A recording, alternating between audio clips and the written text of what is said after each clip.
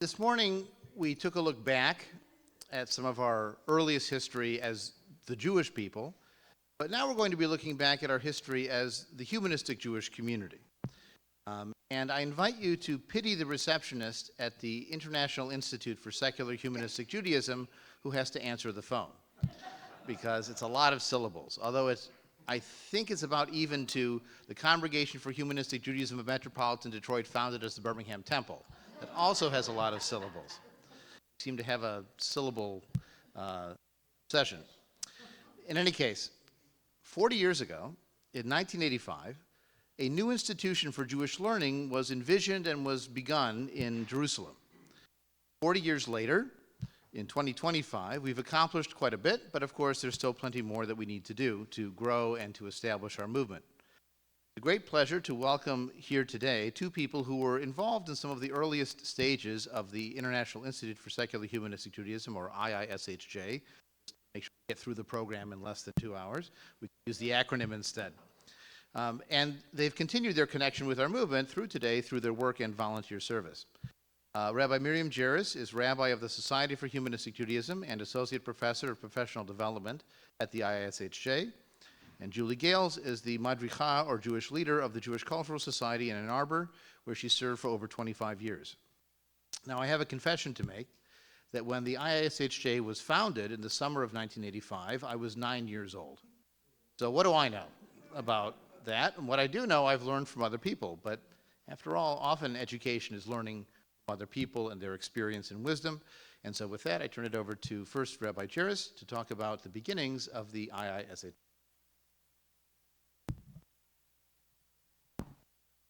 Notice when he spoke about Jody last night, he talked about how they're really friends, so he's going to call her Jody and not Rabbi Jody.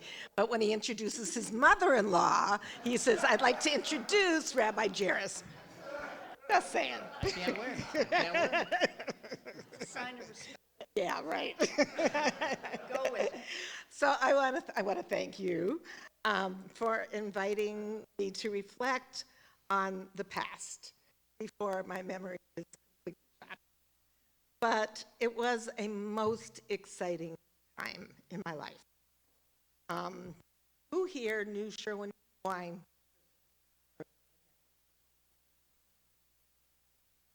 Okay, so most of us. He was the primary creator of the secular humanistic Judaism alphabet soup that had a referring to ISHJ, AHR. Someday I'll do a talk on that. But what was really exciting about those times? Although we are celebrating IISHJ, there was a time of foundational work that happened before then.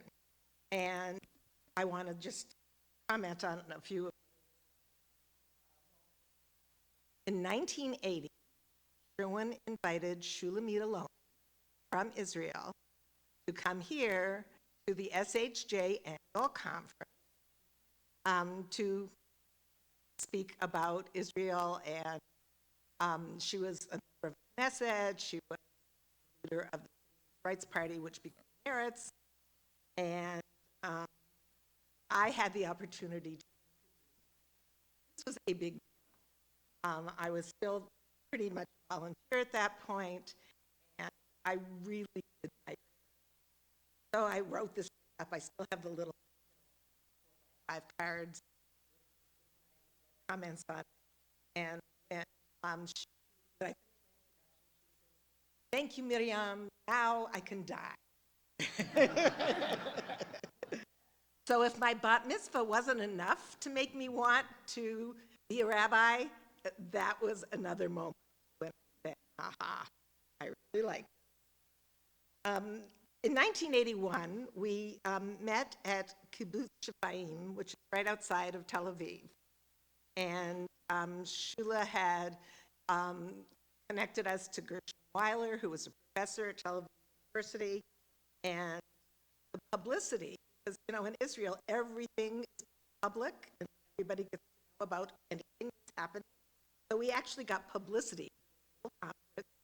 And two members of APAM, which was the left-wing party at the time, contacted us. One was Buddha Bauer, and that created the first connection. Coming back to North America, in 1982, a bunch of us met at the New York City Jewish National Fund, and there was SH, which at that time was the Congress of Secular Organizations, Arbiter Ring, Circle, Jewish Currents, Zionists, and at that point we established the North American Coalition that we called Leadership Conference. Now that organization came, but a few weeks ago, Jody, colleague, and I were speaking on the phone, talking about the importance of 40, and so, I then had to.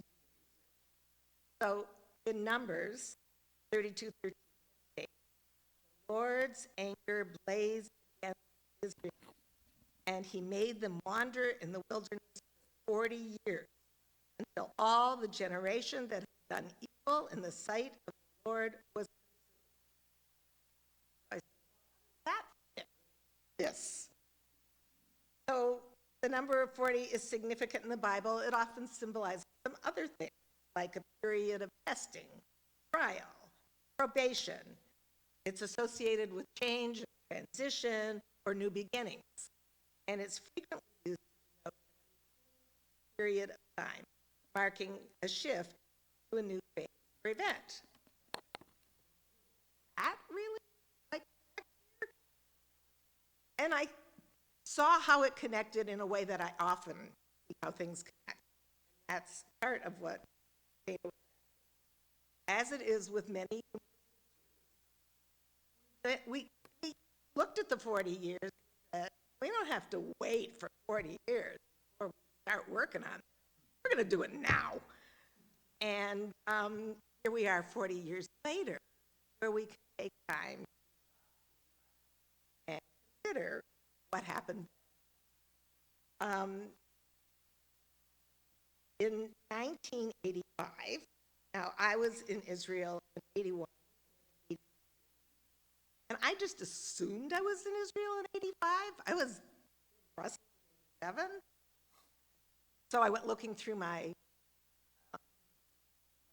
photo albums to meet, and I could not find one piece of material evidence that showed that I was there.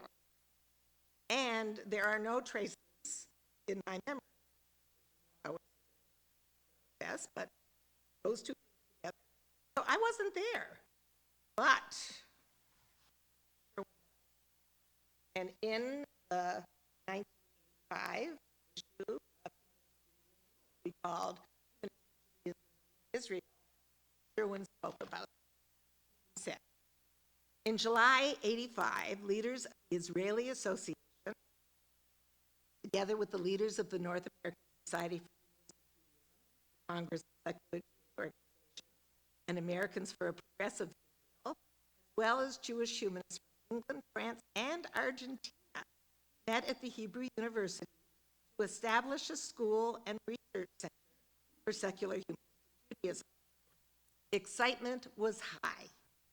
Most participants saw the new International Institute as a joint project to bring secular Jews all over the world to a working relationship. Why? Why? After all, establishing and maintaining a school of higher learning is no easy task. Given the effort that would be required, the mere desire to create some kind of group solidarity was not a sufficient reason. It's the work that counts. When the idea of an institute first emerged sometime before the 83 meeting, certain compelling reasons presented themselves. Both secular and humanistic Jews in the world are unaware that they are who they are. The, quote, believers who do know what they are often lack the knowledge or training to give depth to their convictions. Both groups need education, and effective education requires the planning and focused creativity that only a school can provide. Secular humanistic Judaism needs intellectual outreach. It needs to recruit and use the enormous number of Jewish men and women in the worlds of academia, writing, and the arts who see themselves as secular Jews, but who are so dispersed that they have no opportunity for dialogue with peers who share their outlook. Who knew Zoom was coming? They often have no motivation to promote their Jewish convictions because they are unaware of any audience or community structure that would give their efforts. If it were possible to recruit 1/10 of the available secular Jewish academicians for the task of explaining and enriching the humanistic point of view, it would constitute a formidable intellectual voice in the Jewish community, especially in Israel, where the secular commitment has been intense and widespread for many years. The number of potential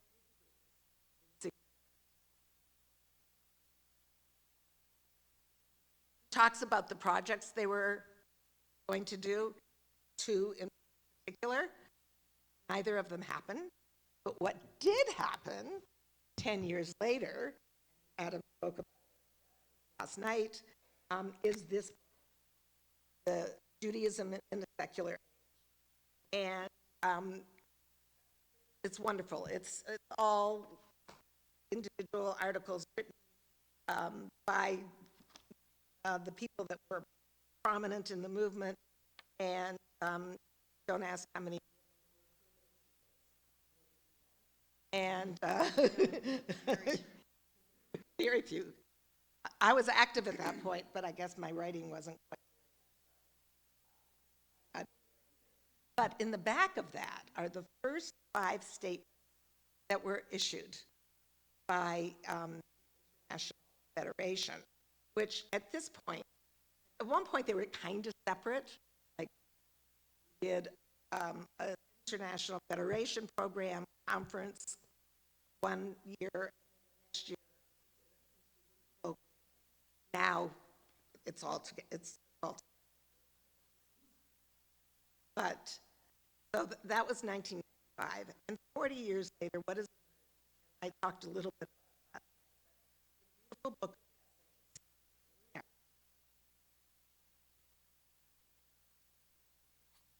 That still.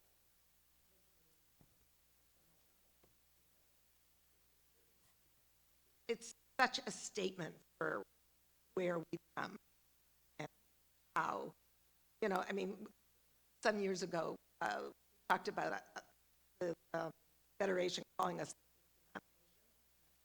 kid, part of our mythos, and but this is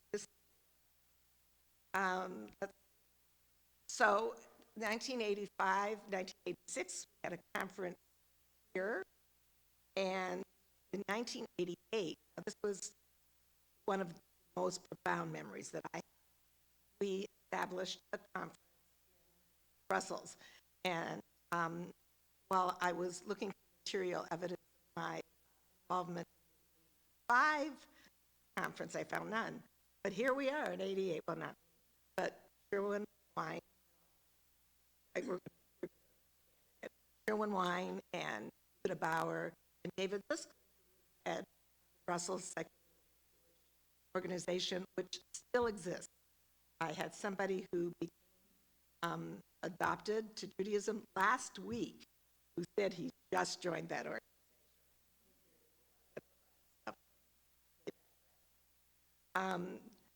Who is a Jew for me is like my foundation statement for who we are. And being there was very profound. Both Peter and I at a memorial Holocaust Memorial there. The best were Brussels. So it was a terrific. And I think somebody made the statement as how do we identify as Jews? We affirm that a Jew is a person of descent, or any person who declares him or herself to be a Jew, identifies with history, ethical values, culture, civilization, community, and the faith. Fast forward to 19. We developed the North American Rabbinic Program. I was the. There was never a requirement for a rabbinic candidate to be dating or married. That's a really good thing for me, because if it was, and so I admire that very much. A special leg. There are other rabbinic programs that require that.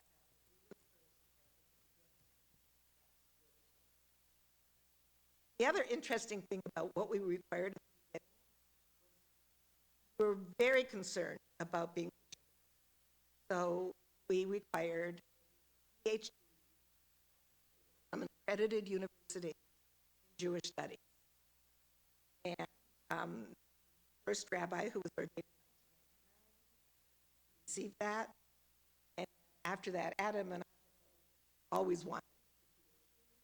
So we program, but we realized what that was, especially because so many people come to our movement later in their life with a lot of, like we had somebody, attorney, somebody who had a PhD in sociology, I mean, that couldn't quite fit. So I think that was a very good thing to say. What you get when you become a Reform rabbi, in letters, so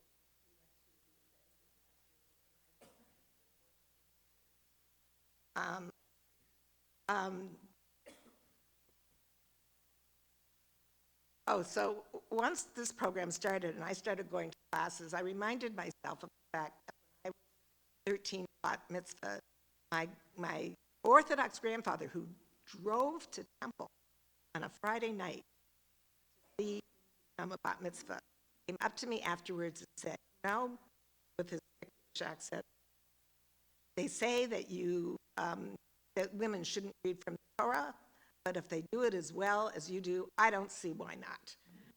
So that kind of gave me ancestral permission to go on.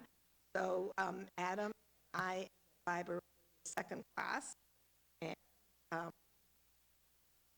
we graduated on the first time, and we have 20 ordained rabbis through the last years.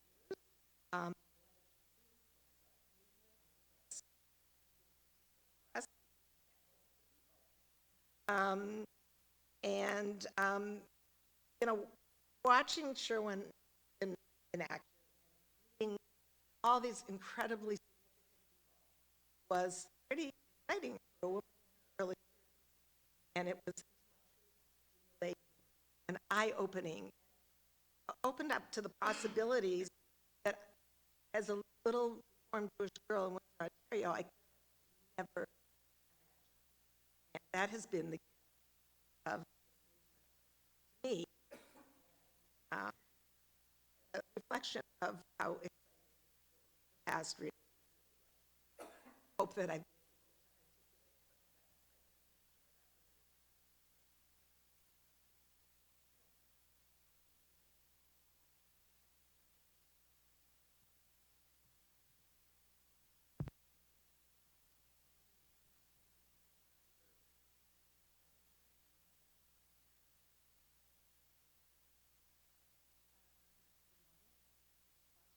I'm loud. I'm Julie Gales. As Adam said, I'm the Ann Arbor society.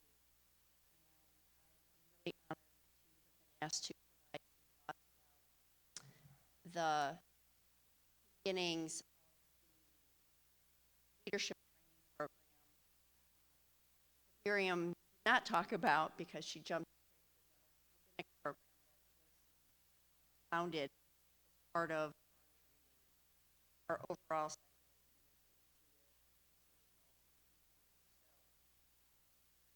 I grew up in a secular Detroit.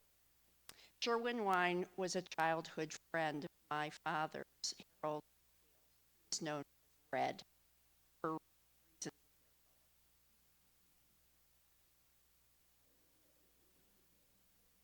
Only in this space does this come up, right? Okay. So my father's parents were from Bobroysk, White Russia, which is now Belarus. My mother's family was from Lodz, Poland. On my father's side, I'm a fourth generation secular. My mom's grandparents were religious, but her parents, not so much. It wasn't very easy being Jewish during the Depression when you worked for the federal government. Despite my father and Sherwin being lifelong friends, my family joined the Jewish Parents Institute in Detroit, and I graduated from that program. Did not have a bat mitzvah. At the time, we thought the concept of a bar or bat mitzvah was simply too religious. We felt the same way about the observance of Yom Kippur, which we pronounced Yom Kippur. The reason why I'm starting out with a bit of personal history is because our community, the secular Jewish community, or our community, the secular Jewish community, and the humanistic Jewish community, were not always in alignment. Some of it was our historic roots, that is, histories or origin stories of our own lives, communities, and alignment.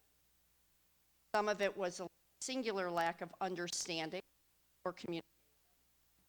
Some of it was the personalities of our leaders and the leadership styles of our national organizations. Some of it was how we approached Jewish cultural expression and ritual. However, the one area where there was absolutely no disagreement was related to education and the need and desire to develop educated leaders who could support and transform our own Jewish communities and our congregation. So my father, Harold Gales, started the Congress of Secular Jewish Education, CSJE, in 1970, to create a network of schools and communities rooted in the Shula movement. He wanted to bring like-minded secular Jews together to share ideas, teaching materials, holiday programs, and social justice activities. This should sound. Shortly after, it became the Congress of Secular Jewish Organizations, and it attained at about communities across the United States. At about this same time, a little bit earlier, 1969, Wine started the Society of Humanistic Judaism. Both headquartered in Detroit, Michigan, both looking for ways to connect people who were interested in celebrating Jewish culture and identity in an authentic, honest, and non-theistic way. These North American movements, the CSJO and the SHJ, had annual conferences which included workshops on a variety of educational, cultural, and historic topics. But those of us who were running the conferences and managing our schools wanted more resources. We wanted leaders who could help shape the curriculum in our Sunday schools. We wanted more adult education and discussion groups. What we really wanted was to be as learned about our form of Jewish life as our religious counterparts in other Jewish denominations. So we sought a robust, secular, academic approach to learning about Jewish culture, philosophy, history, Israel, politics, holiday celebrations. We kept pushing our movement leaders to develop a rigorous training program, and ultimately they did, and they held a Hamish style seminar in the home of one of the leaders of the CSJO, Philadelphia. I was corrected this morning. I thought it was 86. My memory isn't as good as it used to be. It was 7. You'll forgive me, I was 26. I was one of the youngest, if not the youngest, participants there, and I was in my second year of a graduate program at the University of Michigan in geological science. So my memories of the actual seminar are,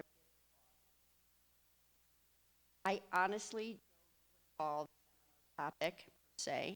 I'm sure somebody has it documented. Thank you. I'm gonna assume, well, this was the first time I had ever heard of Ahad, father of cultural Zionism. Very first time. So I have to assume the theme was something related to Israel, as we had literally several fantastic teachers from that first seminar. Many were people who had lived in Israel for an extensive SJO, the EVCAT, Abe Glazer, international law attorney, who was very involved in Zionism and also in secular Jewish community in Canada. Max Rosenfeld, a Jewish scholar, translator, and educator, and of course, Rabbi Wein, who I called Sherwin. Although friend, I still called him Sherwin, only publicly. In truth, much of the content that weekend was over my head. I remember reading the course back on the plane to Philadelphia without a lot of time to process the content. So much information being communicated to us in such a short amount of time. I mean, the seminars, the workshops literally went from first thing in the morning till 9 or 10 o'clock at night. We were overwhelmed. It was huge tidal waves of information. It was overwhelming. Exhilarating, absolutely, but over. I remember we sat around Bess and Marty's dining room table for some of the sessions, and other sessions we sat in their living room talking and questioning. I was usually sitting on the floor. I was scribbling notes. We were interjecting thoughts. Many of us knew each other from the National Umbrella Organization conferences that we attended. But that learning, at least the community of students who continued to attend and ultimately graduated with a close-knit group of friends who continued to enrich each other's lives. We have lost many of those early attendees, and the rest of us may not see each other very often, but when we do, it's like no time has passed. And we have always been very supportive of sharing our materials, ceremonial celebrations, holiday observances amongst ourselves, and I think that is really an important part of what this overall community has done. I think it's important to note that what I lack in memories of the educational component does not diminish the power of the memories of how I felt about the first IISHJ seminar experience. I think most of us can conjure up a memory that floods us with feelings, that brings a smile to our face, or transports us back to some moment. The first IISHJ seminar has that effect for most of us who were there. Even at the time, it felt historic. Like we were experiencing a sea change in our Jewish communities and ourselves.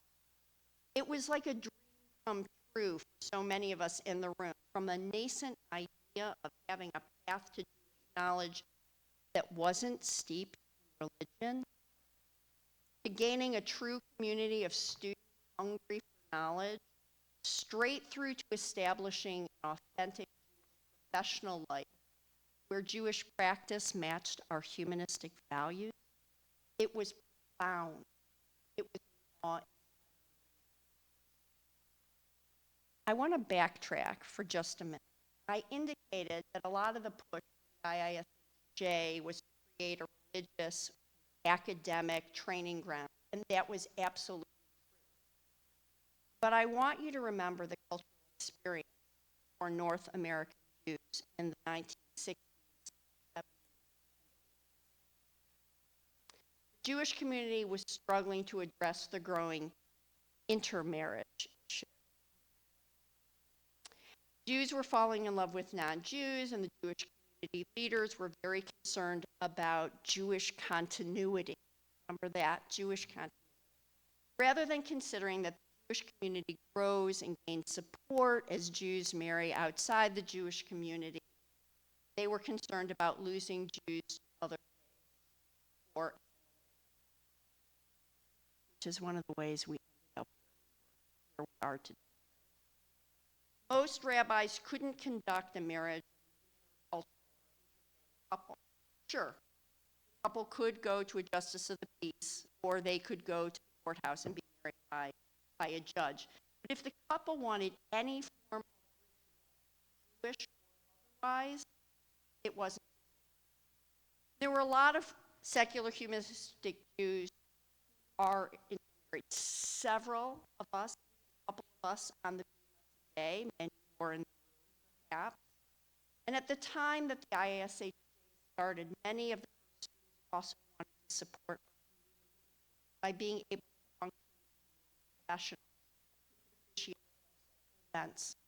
I think that continues to be a drive for many of the people who join the From a singularly,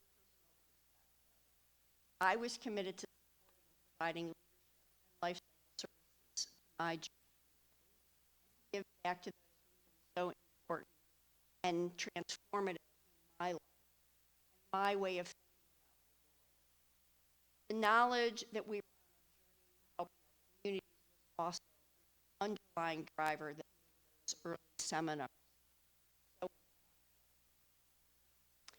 I don't know if we appreciate it at the time, but the SHJ and the CSJ found common ground in the pursuit of education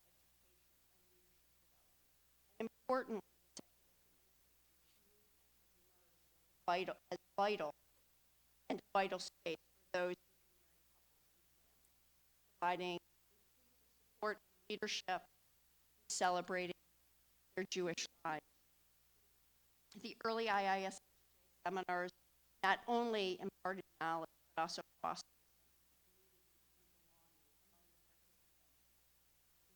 a transformative experience of aligning personal and communal goals and values while contributing to a shared and authentic professional life.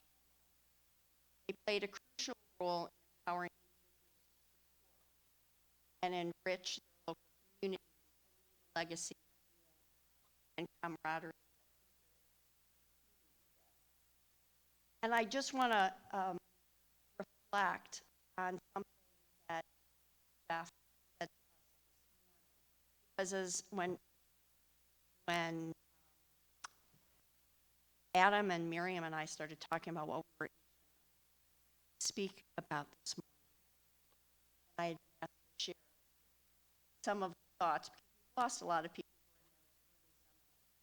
what I was going to talk about. And I started reflecting about what I really remember about the first seminar. Almost publicly. But it's really the memories and the feelings of those memories that's also us, the way we connect to our Jewish life. But what Jeff said this morning was profound. He said molding our memory, that back what we were doing in those seminars. Right here. The other thing he said is discussing our past is never just about it's also about and our hope. And I think that that really is a great message in terms of how this transformed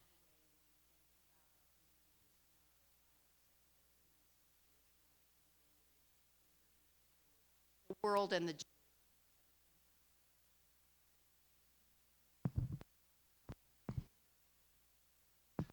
So I'm going to pick up the story from the early to mid 1990s when I broke Julie's record for the youngest student in a leadership program seminar, being an undergraduate and taking it way too early. But I got a lot out of it. And I also had the experience of multiple faculty from differing perspectives. In my case, it was Sherwin Wine on one side and Herschel Hartman on the other, who were both intellectual giants who didn't learn how to share in kindergarten. So that's right. So it was an interesting model of both collegiality and competition, diverse perspectives that got along but didn't always get along. But more importantly, it was a creative time for me in thinking about what this identity meant and what kind of a leader I could be. I want to highlight a few of the milestones that took place in these last, say, 30 years. From the mid-1990s. Miriam already mentioned the publication of our anthology, Judaism in a Secular Age, but that really launched a whole series of publications that we brought out, including teacher kits on our basic philosophy and our intellectual and historical roots.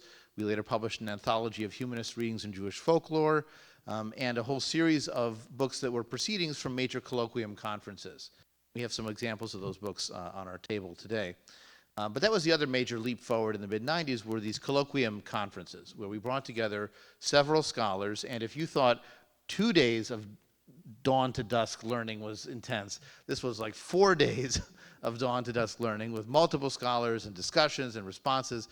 And you can experience them now virtually because we put all the videos up on YouTube, and you can see what it was like in that time, and it was really a dynamic period. And we covered all kinds of topics, from Jewish history and identity to the question of secular spirituality. What are the lessons we learned from biblical archaeology, and how do we incorporate those into Jewish community and even issue advocacy? We had one conference on the twin poles of anti-Semitism and intermarriage, where they love us, they hate us, they love us, they hate us. We had a seminar on, and a colloquium on Jews in the Muslim world. We held one on the children of intermarriage. It was called, quote, half Jewish, question mark, which some people like that label and some people hate that label, but the point is the phenomenon is there. And we covered a wide variety of interesting topics. By the 20-teens, the turnout for these colloquia had gone down significantly, so we sort of sunset that program. But it really represented a 20-year period of fruitful creative work and also outreach into the academic world, where we brought in a lot of important scholars and thinkers to inform our ideas as well as to share our ideas with them. So we were, again, looking for wider recognition, wider understanding, and deepening our sense of education for our students. And also, one of our core mission elements is providing adult learning opportunities. That's why we publish the materials. That's why we held the colloquium conferences. Beginning in the early 2000s, we also took a leap forward in terms of the broader Jewish world. We had our first Israeli rabbi ordained in 2003. That was Sivan Malkin-Mas. And she inaugurated a new parallel institute in Israel. The initial Israeli Association for Humanistic Judaism collapsed for a variety of reasons in the early 1990s. And then for a time in the late 1990s, there was an organization called Meitar, which was a college for Judaism as culture, which was an institute affiliate in Israel, and that also went its own separate ways. So in the early 2000s, we had another IISHJ in Israel starting, called Tumurah, which means change or transformation in Hebrew. And it was the dawn of training Israeli secular humanistic rabbis, which took some adjustment in Israel because people said, well, if you're secular, how can you have a rabbi? They see those as oppositional, just like we had in this country as well. And so then the response to them was, well, what would you call someone who runs a community, who teaches, who provides life cycle support, who provides counseling and identity information? And I mean, if it quacks like a rabbi and it walks like a rabbi, I mean, maybe you could use the Sephardic community uses the title Chacham, which means a sage. But I don't know about printing up business cards that say sage. You know, it just feels a little egotistical, maybe. But in any case, that program started, and they had their first ordination of 7 students in 2007 at the Israel Museum. And they had a really fortuitous moment because one of the chief rabbis in Israel called the attorney general and tried to get them to stop the ordination ceremony because they said it was perpetrating a fraud on the Israeli public to call these people rabbis when they were secular. And so the Attorney General's office looked in the Hebrew Encyclopedia and said there's nothing about God in the definition of rabbi in the Hebrew Encyclopedia, so it's okay. But it made the news. So we said, thank you, Chief Rabbi. It worked out great. It was a really momentous experience. It was a very powerful moment, and evidently Sherwin had gone to teach over the summers a couple of times for these students as well. They came here for a learning experience too, for one of the colloquia, and it was the beginning of a beautiful friendship that continues to this day. But that summer of 2007 was also one of the hardest moments in our movement's history, and that was when Sherwin died in Morocco in late July, August? Yeah. And it was a very challenging moment for all of us who knew him, of course, but also institutionally. You know, he was the founder, he was the founding ideologue, he was the motivator, he did a lot of the work. I used to joke all roads led to Sherwin when it came to movement activities. For good and for bad, you know, it could be a bottleneck for things getting done, and everything had to be handwritten. Even his emails he would print out and then handwrite a response, and then the secretary would type them back in to get those emails back. But it was a challenging moment for us, and we actually had a meeting at a restaurant that used to be down the street. Like the name, Annapolis. That's right. That was the site of many meals for movement events. But we had a sort of informal dinner there with a number of the leaders who were in town for the funeral, and someone asked, you know, how do we answer this question of who's going to replace Sherwin? And the answer I came up with was none of us and all of us. That no one person is going to do it, and that wouldn't be a good thing anyways. But all of us together. I mean, he trained other leaders. That was the point, right? Nobody lives forever, even the founder. And we have to now enter this new stage of our movement's life and experience. And that's when I really think the Institute entered the 21st century. Number of ways. First of all, I do my email myself. I don't have to type it out. We started developing ebook editions. Whenever we brought out a new colloquium text, we brought out an ebook edition as well because people read those. And it actually doesn't hurt print sales as much as people thought it would. And some of those ebook editions were actually done in partnership with SHJ and with CSJO to bring out some of their older print books in a new ebook edition so that, again, it would be the old wisdom but provided to a broader audience and reaching new people. We inaugurated a YouTube channel, and we used to sell we used to sell audio tapes and VHS tapes, but we had been selling DVDs of our colloquia over the past years, and we weren't selling very many of them. And so we thought, you know what, let's just make it available. And we took those videos. I had a high school intern work on them, and he downloaded, digitized all the material and put it up on YouTube with captioning now that's automatic. And all that wisdom for all those events of all those hours. Now, you don't have to watch it in a 4-day period and cram it in your head the way it happened originally. Now, you can watch it slow. You can even slow down or speed up the playback speed. There's all kinds of ways to get the learning. That's the point. Adult learning was always part of our remit. It used to be in in-person seminars, but now it can be done on your own pace. Whatever you're wearing is up to you, and you can watch the videos on your own. We began shifting how we did rabbinic and leadership training because there's this thing called the internet.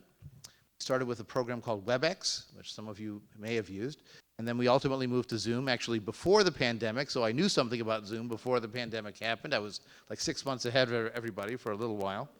But the idea was that we have rabbinic students all over the country, and they're not necessarily going to move to Michigan to take classes. We were lucky that one of our students had left Michigan, but received an inheritance that helped her to afford to fly back periodically, to come in for a class a day a week, or 2 days a week. But that we couldn't sustain that, and we knew we needed to reach out to students who weren't local. We couldn't demand people coming in for weekends. There's only so much you can do in a weekend. So in the end, we shifted to online education with some intensive in-person classes, and that's how we teach even to this day. We also felt it would be necessary to consolidate some of the organizations and some of the programs that we offered. So initially, we had a leadership program and a spokesperson program and an educators program and a rabbinic program. Well, we decided to consolidate a bit. So we consolidated the spokesperson and educators into the leadership program. But there's also a new desire that people have, and that's to become an officiant. They want to lead life cycle ceremonies. They're not involved in running a community. They don't need to run a Jewish school or lead holiday celebrations, but they want to be able to provide a meaningful service at a memorial or for a couple getting married or a child arriving in the world. And so we developed what we call the Life Cycle Officiant Program. We looked at what other programs were out there. You know, there's everything out there from advanced certificate programs to you pay $25 to the Church of Dudism and you get ordained as whatever title you want, from a beadle to a druid. You can pick, you can be whatever title you want. I know some people have ordained their pets through that system. So we wanted to find the right balance of access, but high quality training and giving people the skills they needed to do a good job out there in the world. And so we developed the Life Cycle Officiant Program I see as also moving us into the 21st century. A few years ago, we engaged a social media company to help promote us. We had a Facebook page, but it was not doing much. And the social media company we've worked with has helped develop content, kept us on schedule of regularly posting, has greatly expanded our audience. And again, that's part of spreading the message, but also providing a service to our members who want to know what's happening in the movement. And just this last month, we brought out a brand new website. Our previous website was 12 years old at this point, which is ancient world of websites. And this new website reorganized the structure to include our professional programs, include our publications, but also to highlight all the resources we have for individualized adult learning. They're organized by topic and by material, audio, video, written material to read, books to buy. It's all organized so that individuals can have their own Jewish learning journey. And we include our contact information on those pages to say, when you finish this, we have more. There's always more to read. Traditionally, you did that with the Torah. You turned it and turned it. You could always study it again and again. Well, that's the Jewish experience for us. There's always more to find. And our job as an institute is to help you in your Jewish learning journey to find more about what you want to discover. So we're trying to meet all of these objectives: the professional training, the adult learning, the publishing materials, and broadening awareness of the movement. What does the future hold for the Institute? Well, we're beginning the process of blending our rabbinic seminars with simultaneous and what's called asynchronous learning. Used to call it a correspondence course where you just did it on your own, but now there's all kinds of videos from all kinds of Jewish studies departments and history departments out there that our students could watch on their own and then discuss together, but we don't have to be in class for every single hour that the students are learning to be a credible, credited program. So we've started that process of redesigning our programs, our curricula, to meet that need, and again, be more flexible and affordable for the students. We're working at integrating the outside graduate level study that our rabbinic students get when they have to get an outside master's degree in Jewish studies with our own course requirements. I mean, why should they take our Bible class if they just did a master's degree focused on the Hebrew Bible? They don't need to do that. They have that information. It's rethinking what it means to ordain a rabbi, not by us cramming the information we want into your head, but do you have the competency in the areas you need to be a functioning and effective leader? And there are many ways to get that. It's not only one way with one class that you have to take and read the same books that everybody has read who went through the program. And finally, we're pushing for our place in the Jewish world. That includes that publicity, that includes recruiting more students in more areas of the world, but it also includes things like this contemporary humanistic Jewish publication. Technically, the Institute didn't pay for it directly. But what they did was they helped collect donations to support the expenses of promoting and developing the book. It's providing a clearinghouse for the sales of the book at special events. It's promoting the book through its catalog and its website, because this is a part of our movement. It's out there in the world, and if we're part of these anthologies of Jewish thought alongside the conservative and Orthodox and Reform Jewish movements, then we've arrived in a way that we always wanted to and always deserved to, but hadn't quite made it that far. And our hope is that this opens the door for appearing in modern Jewish thought classes and other seminaries programs. They should read us, just as we read them. That's the next step forward, so that in the long run, we will have people from other movements who, if they evolve in a more humanistic direction, already know where to go. And we will no longer see those op-ed pieces that seem to come out every 2 or 3 years saying, well, I was raised religious, but I'm not that religious anymore, so I'm going to make it up myself. We're here. We've been here. Now, the fact that you haven't found us is partly our fault, but there's something called Google. See what you can find. So hopefully, in 40 more years, I hope to be here, but even more so, I hope that there will be fewer and fewer people out there who are having a new discovery of humanistic and secular Judaism, but rather saying, oh, I heard about that, that's who I am, where do I find the next step? Thank you very much for coming for our Shabbat learning this morning. I know the SHA board meeting has their lunch after this. Our book table will be open for our last round of sales if anybody's interested. Thanks to those who joined us online as well. And please wish Shabbat Shalom to the people sitting near you.